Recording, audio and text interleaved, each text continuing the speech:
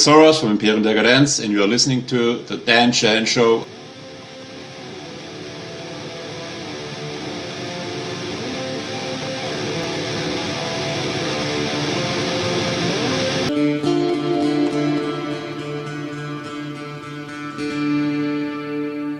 Okay, I'm joined by Horaz and Vespasian from German black metal duo Imperium Dekadenz. How are you guys in the Black Forest well, I imagine it's quite cold in Germany right now. It is, yeah, especially at night.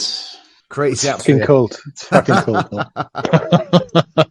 Now, the reason you're here is because you just released Into Sorrow Evermore back in January on the 20th. And how good is it to have this awesome album out? I mean, I've seen some amazing reviews. My own review is awesome. I think it's a great album. You should be very proud. What's it like to have it out? Was it a long process? You know, talk to me about the writing and the recording and let's go from there. All right, let's start from the very beginning. We released our last album, When We Are Forgotten, in August 2009. 19, sorry.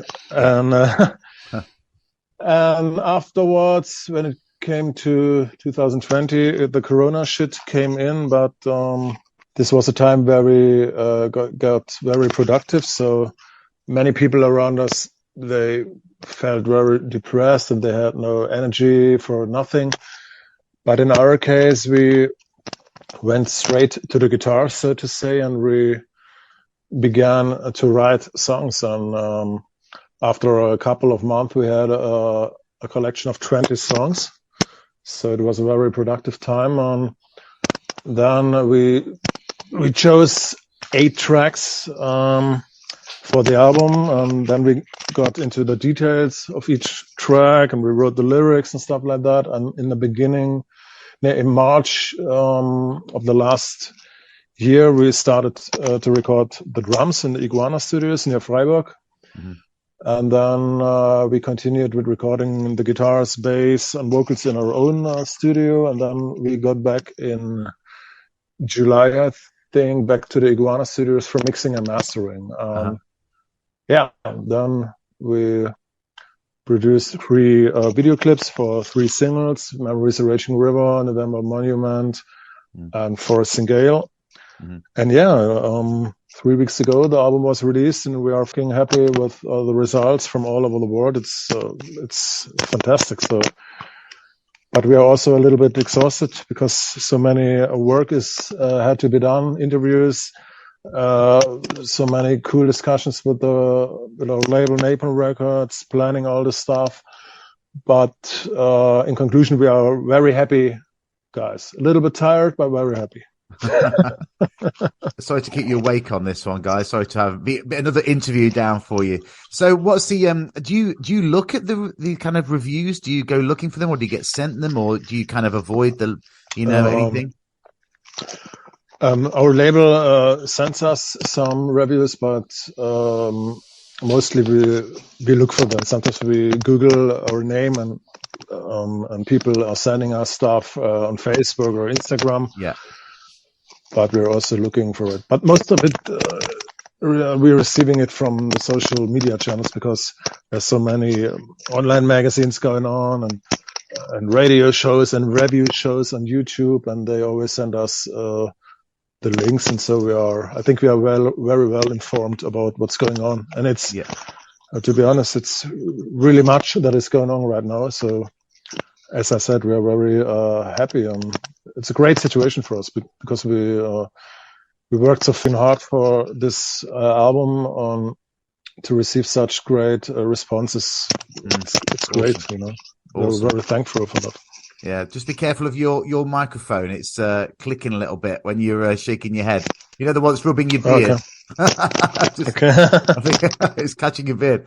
Okay, my best. Sorry. Cool. We'll move on. You've been together 17 years. How are you evolving through the years when it comes to the writing and recording? Are you seeing any difference, or are you still harping back to the same setup from years ago, or have things changed? Yeah. Did you say 17 years? It's already 19 years. So 19? Next year we have 20 years. Christ. Yeah, I forget where we are. Yeah, time is moving on. Yeah, let's say 20 years. A lot of has changed. Our lives have changed. All the places we played, the albums we did. You learn a lot, I have to say. You learn a lot how to handle everything. Something new comes into the business, you have to take care about. It's usually not the stuff you like to do, but you have to do it because it's shit you have to do, business shit. And all the stuff you learn by playing your instrument, learning the recording stuff, I think we improved with every album yet, and I think this time we had 2 steps forward. We are completely happy with the sound. It's a combination of this Manibus and When We Are Forgotten. So both mixed, the best advantage of both mixed into one album.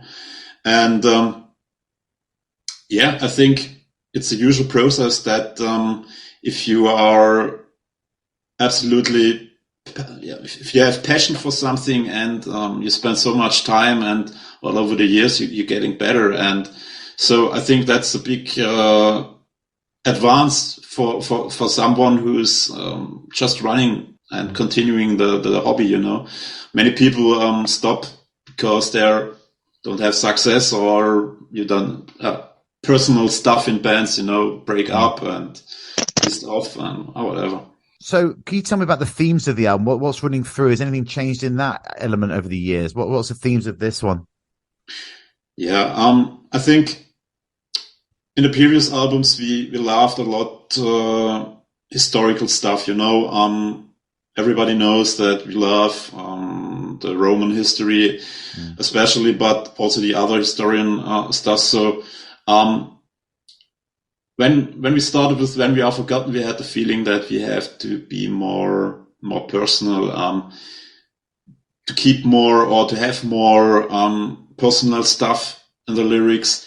And it feels much better to have lyrics which are more concerned on what happens with yourself, instead singing about, for example, Volcano or something like that, Pompeii.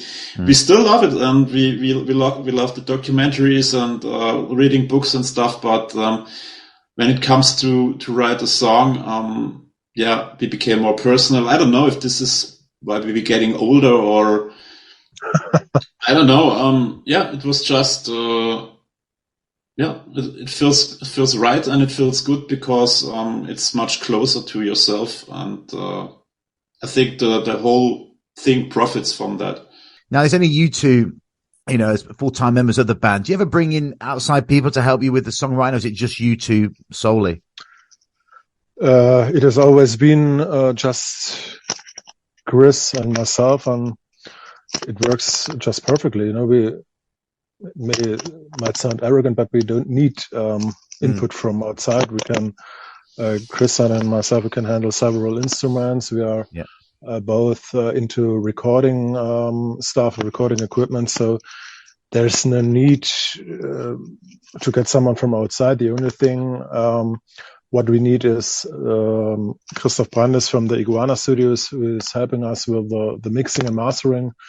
Because in this step of production, it's always important to have a third one with clean ears who can give you advices and take the whole stuff to, let's say, the next level, but when it comes to creativity, songwriting, lyrics, no one else is needed. And I think this is what you can hear. It's always the character of Chris and myself. And I think this is a trademark of our band, Yeah. In Germany, we say too many cooks, don't make no good food, Well, yeah. So if one or two guys are cooking, that's fairly enough, so to say. So no one from outside. It's good enough for Dark Throne and Satyricon. So, duos in black metal. Exactly. Yeah, well, Dark Throne. I don't know about your history, but have you been in bands before with multiple members? Because it must be nice just having the two of you, less people to argue with, less people to have problems with, and you just deal with it between yourselves. I played in some, let's say, school bands first time you met some cool guys in a school who were into heavy metal. But it never really worked out that good, because I always felt that they are not, that there is a lack of passion, so to say. They had not that same goals in mind that I had, because I was, and I'm still so much in love, so to say, with all this heavy metal shit, you know. And my dream was always to be in a good band, to enter cool stages, play cool concerts. And I remember when I was a kid, I played with a tennis racket on my bed, and I always had this dream to go on stage or record albums with good friends and go on tour. And I'm very happy that this dream came very true. But it's, as I already said, it's always very complicated when you are too much persons. Many bands, let's say there are 5 persons in the rehearsal room, and everybody, let's play this riff. No, I wanted this. And this is, I think this is not good. What we need always is a clear vision. To be honest, 2 persons are more than enough, because we also have discussions going on, and we are not only cheering to each other. There are hard discussions going on. And if I think about to have discussions with 4 or 5 guys, I say no, thank you. Yeah. Maybe it's like a little bit like James Hetfield and Lars Ulrich, you know. Yeah. 2 guys are responsible for everything. They are the decision makers, so to say, and that's enough. That's enough, because a clear vision is the most important thing for us. So how did you two both get together all those years ago? I mean, you're both from the Black Forest area of Germany, I believe. So how did you manage to get together to where you are now, you know, coming up to 20 years later? Yeah, it was a kind of funny story. You know, countryside in Germany, that was not quite fun if it's if you're looking on metal, especially black metal. So the people were very rare, especially if you want to found a black metal band. And I had one with another guy, but we split up, and I started a solo project. And I went to a concert. I guess it was Ice at Earth somewhere, and Pascal was there too. And I told him I have, I hope you know the video or the clip Mother North from Satyricon. I had it on VHS, and the original one, and he said, "Oh wow, I want to see the original uncensored video. So can you borrow it?" And I said, "Yes, come on my home, and I will give it to you." And then he came, and he gave me some of his demo stuff, and I gave him some of my demo stuff. So we learned that everybody of us is very into black metal and likes to recording stuff. And yeah, by luck, we went to the same festival. It was, he needed a ride, and I needed someone who comes with me, because I split up with my girlfriend once. We drove together to Wacken, listened a lot to black metal, and some weeks later we had a session, and everything started from there. And we did that promo or demo, which is now in the box we have released with Into Sorrow Evermore. And that's it. The rest is history, I would say. So we loved that, and we had a wild study time. We became good friends, and it's the same until today. And 7th album, 20 years. Yeah. Everything went well, I would say. Absolutely. So can you just, I'm sure you've said this a million times, but I don't know the story. Where does the band name come from? It's such a striking name. Yeah, this is also a very funny story, because back then we had this, we were big fans of the film from the 70s called Caligula. It's a film with very much violence going on, but also sexual stuff, and a very decadent film, so to say. And one night we were out in Constance, at the Lake Constance, and we were heavily drinking. We both were searching for a name for our project. Then the film came in our mind. Oh, this is the fucking decadent film. Decadence. That sounds cool, but only Decadence? No. And then, as Chris already mentioned, we are very into ancient Roman history. Then we had this Imperium.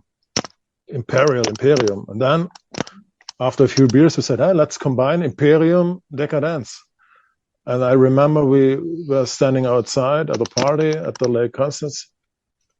Now we are Imperium Dekadenz, all right? Okay, all right. Now we are Imperium Dekadenz. That's cool. It works. It's great. This is your second album on Napalm. You were on Seasons before that, weren't you? I mean, how did you move from there, and how did that move come about? We had a great time with Season of Mist, a great French label, as everybody knows. But after several albums, we had the feeling that we need some, let's say, fresh air. Right, exactly in this time where we had this wish to refresh ourselves and the business situation, so to say, we got a call from Sebastian from Napalm Records if we are interested in signing to them and blah, blah, blah. And this was the perfect situation. And everything went really quick, and we immediately recognized that this is not only business, it is business, it's always business to work with such a big company, but meanwhile, some of them, they became real, let's say, friends. So we are not only talking on the phone about, let's say, sales or new marketing activities. We are also talking about private stuff. And this is a very comfortable situation for us because business is always there. No question about that. But we always prefer to spend our time with friends, so to say, no? And to have friends in such a big, massive label is, for me, or for us, is the best situation ever, So we are very satisfied. They are doing so much for us. We had so many interviews. They're doing great promo stuff. And the most important thing is that when it comes to the album, to the songs, they get the album from us when it's mastered. There's no discussion about changes or make some radio edit or stuff like that. This was also fixed in the contract. We do what we want, accept it or not. That's the deal. And cool. It works good because they obviously they like what we are doing. As far as I know, the record goes really well. So I think both sides are very satisfied at the moment. That's cool. Now, being from the beautiful Black Forest area of Germany, how much does that landscape around you, which is so stunning and atmospheric, how much does it inspire your creativity? Does that ever creep in? Yeah, absolutely. But especially in the childhood, For me or for us, I spent my whole childhood in the forest. I have to say, I came from school and went to the woods. I always loved to be there until late at night. And when I came back, the sun, or it was already night. And I love the atmosphere always. And in combination with the traditions in the area, you probably never heard about Fasnacht. It's something like Carnival, especially in the southwest of Germany. It's but not that kind of funny stuff, from Cologne or something. Right. It's more about demons, witches, and devils. They wearing wooden masks, like we had some on the cover. And if you are a child, you are always into the woods, and demons and stuff are always important in that region. The castles you can find or the ruins you can find in the forest. That was always a big thing for me. And when I started with metal and I had these covers and stuff, kind of fantasy aspect, of course, but all that fits together, the knights, the dragons, ghosts and demons, witches and everything. I was always fascinated about it, and listening to black metal was just the final step. Because there's no music that fits better for that region, or if you love that stuff. So it has a huge impact, and today, I try to be in nature as much as I can. It's a place where you can recover, and there are no people around you, don't talk shit to you, and you can load up your batteries. Yeah. Do you have be active and stuff? I think you've got it. Am I right in saying that you've got a T-shirt with black metal from the Black Forest? Is that right? That's right. Yep. That's cool. I've got to get myself one of them. So, talking of that, show-wise, what's happening? Do you have a big 2023 planned? Right now we are finalizing some shows. The first one will be released tomorrow. And besides, we are now in the progress of changing the booking agency because several situations were, let's say, unclear and personal stuff changed booking-wise. So we are progressing here, and hopefully we can release some very cool shows in the very near future. Yeah. But there's cool stuff going on, so to say. Cool. But it's as long as it's not confirmed yet, it would be too early to tell to go into details. And who is part of your live band? Who plays live with you? Have you got a big setup or? We have 3 very, very good friends from Franconia, from Würzburg in Germany. We first met them in 2008 for our first rehearsal. We have to say we have since 15 years we play with the same 3 guys. They are playing in their own project called Vaxheim. They released a very cool album a few weeks ago. So please listen to Vaxheim. And we're very good friends. We have always a great time on the road. And as I said, we are 15 years without any changes. I think it speaks for itself. Yeah, absolutely. What's your favorite element of music? The writing, the recording, the releasing of the shows. What's the favorite bit? What are you here for? The writing is, I think, the coolest because when everything develops and you find new ideas, and we have to say he has his home studio. I have my home studio. We're sitting at home. Everybody's doing the idea.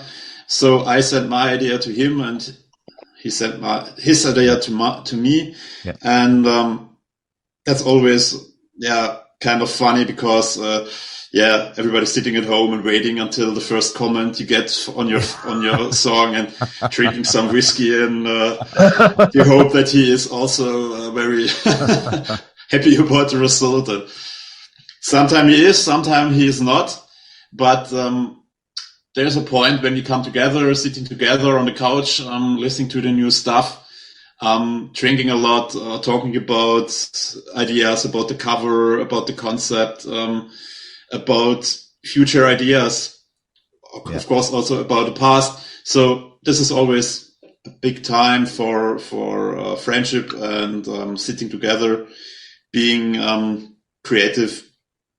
That's great. And on place number 2 is, of course, the live shows for me. So exactly the same for me. You agree? So, you agree. Okay, so definitely. How do you imagine someone listening to your music? What's the ideal scenario? Do you imagine someone with the headphones on, walking through a woods, maybe a log fire with a glass of red wine? How would you like to envisage someone listening to your music? This is a very good question, because the approach to our music seems to be very different. Because when we play live shows, you have so many different situations going on in the audience. There are people that are banging their heads off, so to say. There are people, they are just quiet and standing there like a rock. And there are people that are crying. So it's the whole spectrum of emotions, so to say. Personally, when it comes to listening to our albums, let's say at home, I have this romantic scenario with a good glass of red wine, good headphones, or a good sound system. And I wish that the people are, let's say, in a state of catharsis, that they are forgetting what's happening around them, and that they are absolutely focused on what's going on in our songs. So this would be my dream scenario. A situation that should not be is if you just doing something else during you listen to the album. So cleaning up your room, or I don't know. Yeah, we have so many details in our songs and so much ideas. If you hear it for the first time and you're just doing something else, I think you will not get into it. I think the biggest thing on our music is that you can discover a lot of stuff. Exactly. I want the people to dive into the music like if they put a DVD in the DVD player or watch a cool movie from the very first sentence to the end, you know. This is the perfect situation. In order, absolutely. So I'll ask this question. How healthy is the black metal scene in 2023? You know, what's your opinion? In my opinion, it's very healthy. There are very cool bands coming up. There's lots of movement in the underground. I like what I hear from, for example, in France, but also in Eastern Europe. So there's always very interesting stuff coming up. When I've got the time, I check black metal promotion on YouTube because they're very cool underground releases that are released on that platform. So I think the black metal scene is very healthy. Maybe the romantic aspect is a little bit gone, because if you compare it to the, let's say, mid-90s, where nobody knew who are the guys behind Darthron, or who is Satyr, and so there was a certain kind of mystery, you know. But we are now living in very different times with all this social media stuff going on. So maybe this mystery and the fantasy about what is this band, what are they trying to express, this is a little bit gone. But my overall impression is good music is coming up. Young guys are still very into black metal. So I think this genre, so to say, I see a bright future for this genre, and I have a good feeling about that. Yeah, I do too. You agree? Yeah, absolutely. I think black metal is one of the metal styles where you have some new moods or some new styles, or they're still changing, you know. It feels that, it's not that fixed. There are more bands coming from outside using black metal as an element, or black metal bands that using elements from other stuff, and combine it. I think black metal is much more modular, you know. It's you can combine it better to other stuff in comparison to death metal, for example, or thrash metal. The bands more or less, they sound like 20 years ago. That's cool. We love thrash and death metal, but there's nothing new coming up, I would say. Okay, last question. What one track sums Imperium Dekadenz up the best? One track that has all your elements in it, maybe from the new album, whatever. I'm going to play it next. So tell me a track and why. In my opinion, it would be Memories of Raging River, our first single from Into Sorrow Evermore. My too. Okay, that's going to be coming up next. Okay, guys, thanks so much for joining me on the show tonight. It's much appreciated. Good luck with everything this year, and I hope to catch you at a show at some point. Thank you very much for your support. Thank you very much for listening to us, and thank you to all supporters who are hearing this shit that we are talking here. And thank you so much for the support, and have a good time with the album, and hopefully we can see some of you guys on one of the upcoming shows.